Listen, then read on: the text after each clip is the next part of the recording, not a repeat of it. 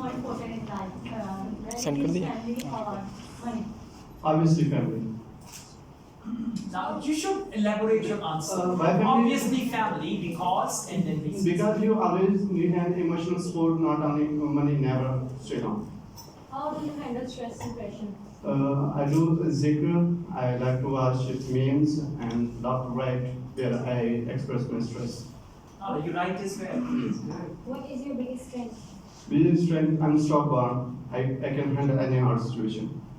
What good qualities you have? What good qualities you have? Yeah, what good qualities do you have? Being stubborn, being good writer, and being good supporter of my friends. Okay, just try to communicate in sentences. First of all, I am first quality, then secondly, then thirdly, like that. One question from there.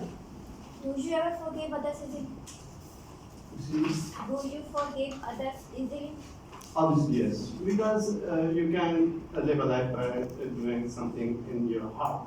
You always need to forgive everyone what they do. Okay, thank you. That's good. Keep it up.